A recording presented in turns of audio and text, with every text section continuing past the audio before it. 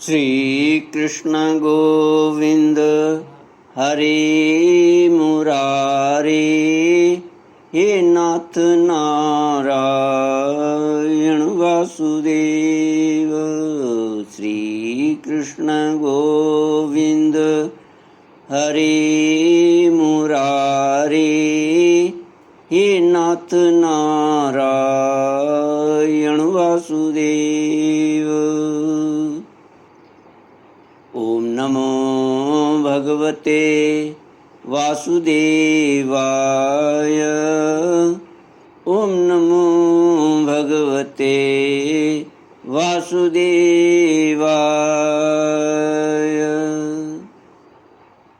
कृष्णाय वासुदेवाय हरये परमात्मने प्रणतक्लेशनाशाय गोविन्दाय नमो नमः।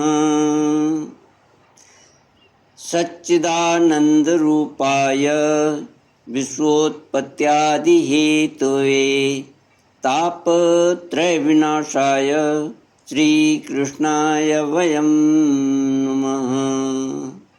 सच्चित आनंद स्वरूप परमात्मा जो सृष्टि के उत्पत्ति, पालन और श्रृंगार करता है तथा जीवों के आध्यात्मिक, आदि दैविक, आदि भौतिक तापों को नष्ट करने वाले हैं, अर्थात जीवों के मानसिक, शारीरिक और भौतिक दुखों को दूर करने वाले हैं, उन श्री कृष्ण भगवान को हम नमस्कार करते हैं। श्री कृष्ण गोविंद हरे मुरारे, हे नाथ नारायण वासुदेव। श्रीमद्भागवत चतुर्थ स्कंद पंचविंशोऽध्यायः श्लोक 32 से। नारद उवाच इत्थं पुरंजनं नारी याचमानामधीरवत् अभ्यनन्दत तं वीरं हसन्ति वीरमोहिता। न विदाम वयं सम्यक् कर्तारं पुरुषर्षभ आत्मनश्च परस्यापि गोत्रं नाम च यत्कृतम्। नारद जी राजा प्राचीन वरी को पुरंजन की कथा सुनाते हैं। नारद जी कहते हैं कि जब पुरंजन और उस सुंदरी कन्या का मिलन हुआ, संवाद करते समय राजा पुरंजन उस पर बहुत मोहित हो गए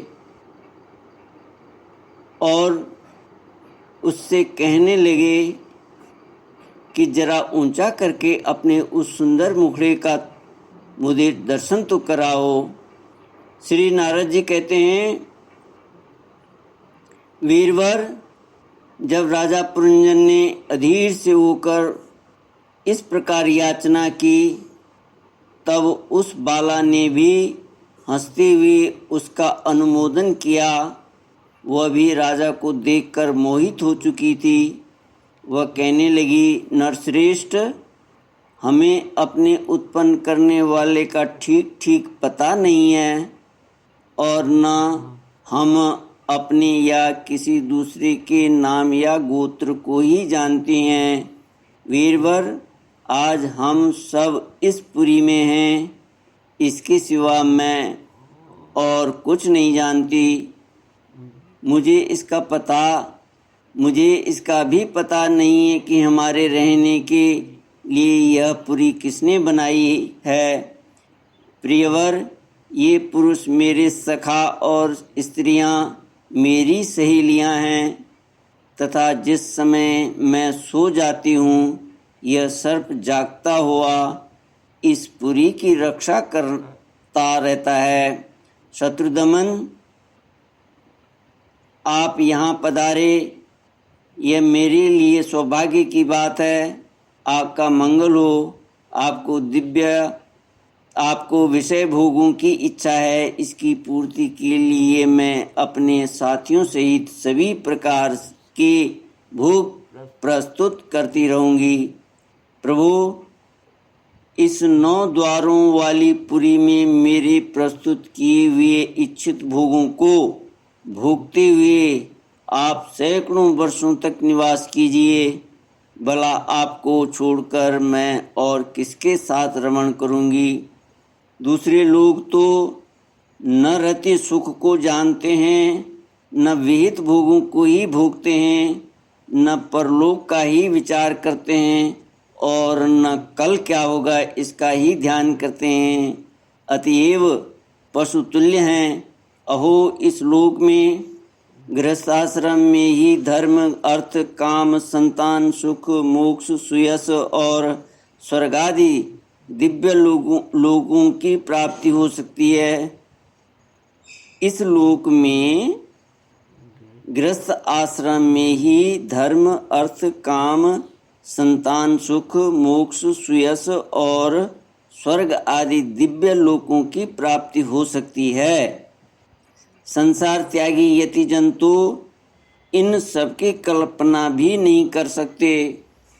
महापुरुषों का कथन है कि इस लोक में पितर, देव, ऋषि, मनुष्य तथा संपूर्ण प्राणियों के और अपने भी कल्याण का आश्रय एकमात्र गृह आश्रम ही है, एकमात्र गृहस्थ आश्रम ही है। वीर शिरोमणे, लोक में मेरी जैसी कौन स्त्री होगी जो स्वयं प्राप्त हुई आप जैसे सुप्रसिद्ध, उदारचित्त और सुंदर पति को वरण न करेगी? महाबाहो, इस पृथ्वी पर आपकी सांप जैसी गोलाकार सुकोमल भुजाओं में स्थान पाने के लिए किस कामनी का चित्त न ललचावेगा? आप तो अपनी मधुर मुस्कान मयी करुणा पूर्ण दृष्टि से हम जैसी अनाथाओं के मानसिक संताप को शांत करने के लिए ही पृथ्वी में विचर रहे हैं। श्री कृष्ण गोविंद हरि मुरारी, हे नाथ नारायण वासुदेव। श्री नारद जी कहते हैं, राजन, उन स्त्री पुरुषों ने इस प्रकार एक दूसरे की बात का समर्थन कर फिर 100 वर्षों तक उस पुरी में रहकर आनंद भोगा। गायक लोग सुमधुर स्वर में जहाँ तहाँ राजा पुरंजन की कीर्ति गाया करते थे। जब ग्रीष्म ऋतु आती तब वह अनेकों स्त्रियों के साथ सरोवर में घुसकर जल क्रीड़ा करता। उस नगर में जो 9 द्वार थे उनमें से 7 नगरी के ऊपर और 2 नीचे थे। उस नगर का जो कोई राजा होता उसके पृथक पृथक देशों में जाने के लिए ये द्वार बनाए गए थे। राजन, इनमें से 5 पूर्व, 1 दक्षिण, 1 उत्तर और 2 पश्चिम की ओर थे। उनके नामों का वर्णन करता हूँ। पूर्व की ओर खद्योता और आविर्मुखी नाम के 2 द्वार एक ही जगह बनाए गए थे। उनमें होकर राजा पुरंजन अपने मित्र धीमान के साथ विभ्राजित नामक देश को जाया करता था। इसी प्रकार उस ओर नलिनी और नालिनी नाम के 2 द्वार और भी एक ही जगह बनाए गए थे। उनसे होकर वह अवधूत के साथ सौरभ नामक देश को जाता था। पूर्व दिशा की ओर मुख्य नाम का जो 5वां द्वार था उसमें होकर वह रसज्ञ और विपण के साथ क्रमशः बहुधन और आपण नाम के देशों को जाता था। पुरी के दक्षिण की ओर जो पितृहु नाम का द्वार था, उसमें होकर राजा पुरंजन श्रुतधर के साथ दक्षिण पांचाल देश को जाता था। उत्तर की ओर जो देवहु नाम का द्वार था, उससे श्रुतधर के ही साथ वह उत्तर पांचाल देश को जाता था। पश्चिम दिशा में आसुरी नाम का दरवाजा था, उसमें से होकर वह दुर्मद के साथ ग्रामक देश को जाता था तथा निरृति नामक जो दूसरा पश्चिम द्वार था, उससे लुब्धक के साथ वह वैशस नाम के देश को जाता था। इस नगर के निवासियों में निर्वाक और पेशस्कृत ये दो नागरिक अंधे थे। राजा पुरंजन आँख वाले नागरिकों का अधिपत्य होने पर भी इन्हीं की सहायता से जहाँ तहाँ जाता और सब प्रकार के कार्य करता था। जब कभी अपने प्रधान सेवक विशुचीन के साथ अंतःपुर में जाता, तब उसे स्त्री और पुत्रों के कारण होने वाले मोह, प्रसन्नता एवं हर्ष आदि विकारों का अनुभव होता। उसका चित्त तरह तरह के कर्मों में फंसा हुआ था और काम परवश होने के कारण वह मूढ़ रमणी के द्वारा ठगा गया था। उसकी रानी जो जो काम करती थी वही वह भी करने लगता। वह जब मद्यपान करती तब वह भी मदिरा पीता और मद से उन्मत्त हो जाता था। जब वो भोजन करती तब आप भी भोजन करने लगता और जब कुछ चबाती तब आप भी वही वस्तु चबाने लगता।